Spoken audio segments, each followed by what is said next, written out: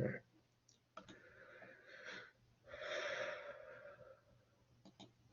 But again, this is,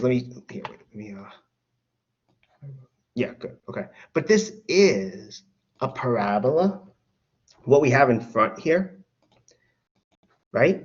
And so what we calculated from here was when x is 0, right? The y-intercept, when you set x to be 0, that's how you get the y-intercept, okay? If we do that, 0 squared is 0. 5 times 0, that's also just 0. So we have 0 squared plus 5 times 0 plus 4. But these are both 0. So we can really disregard them, and we get 4. So that's our y-intercept.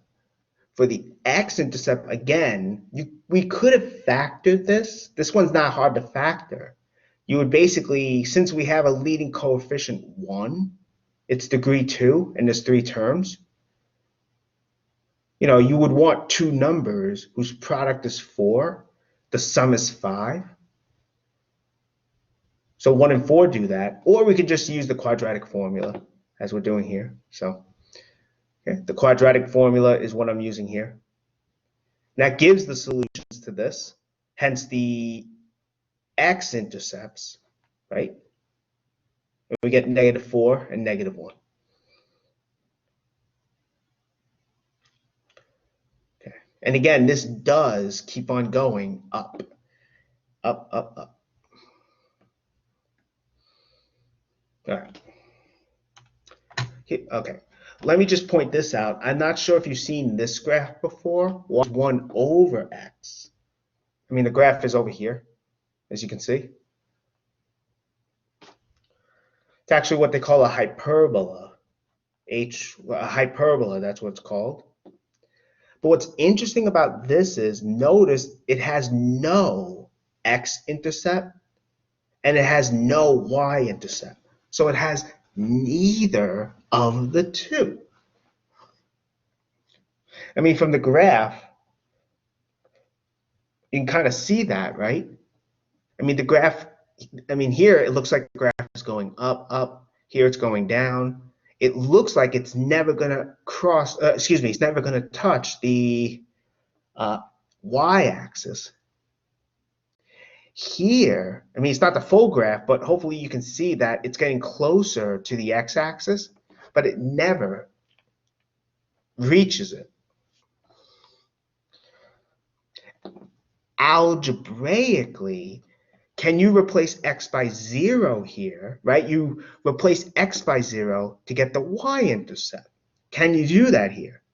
No, right? Because 1 over 0 is not defined. So you cannot replace x by 0.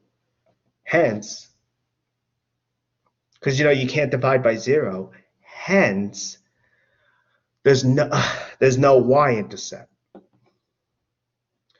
If we were to find the x-intercept, we set y to be 0, right? We would have this equation. So for the, here, let me say it again. No, not highlighting. Yes. Okay. So again, let me say it again. For the x-intercept here, right, you would set y to be 0. So we would have 0 equal to 1 over x. Right? You set y, the other variable, you set that to be 0. And you can see here, this equation has no solutions. 1 over any number will never equal to 0.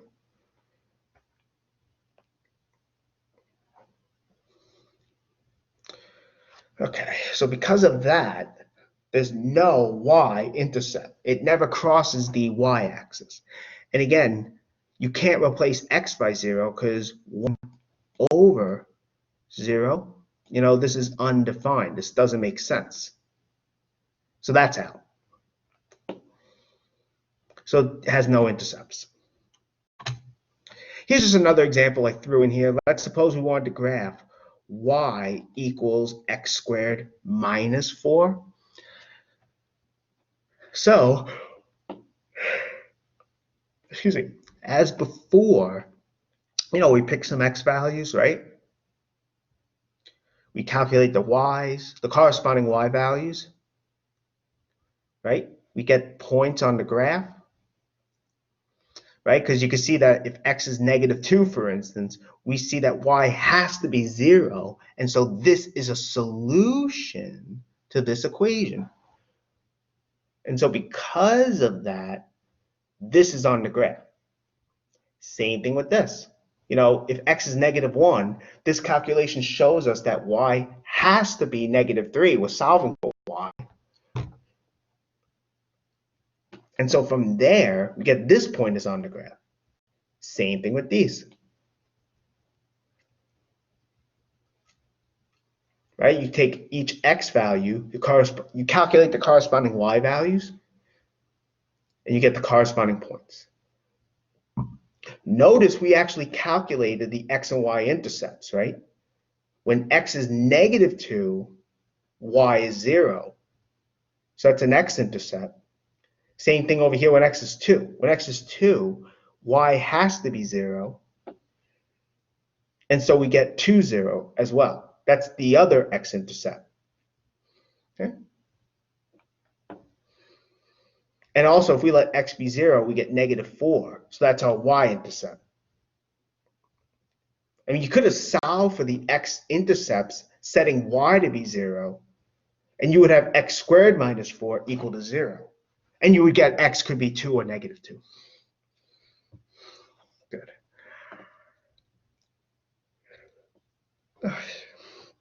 So that was another example. Okay, let me move on. Oh, here's another intercept example as well. So let's say we wanted to find the x and y intercepts of this graph.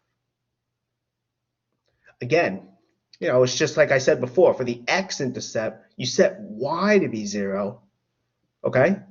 You set the other variable as 0, and you solve the equation. So here we have 4x plus 7 times 0 is 3. Well, anything times 0 is 0, so that's gone. So we have 4x equals 3. And then you just divide. You get x is 3/4.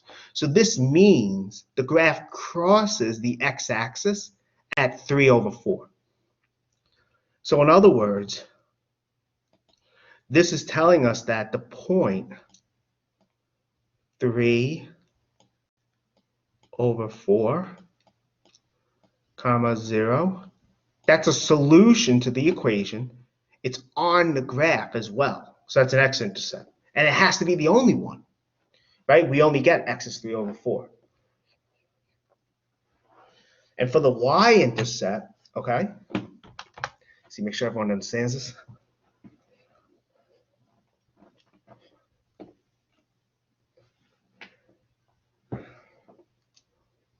For the y-intercept now here, we're going to set x to be 0. So x is 0, we have to figure out what y is, right? And that's what I'm doing here. We have 7y equals 3. Well, 4 times 0 plus 7 times y is 3. 4, anything times 0 is 0, so that's gone. So we only have 7y equals 3. Oh boy.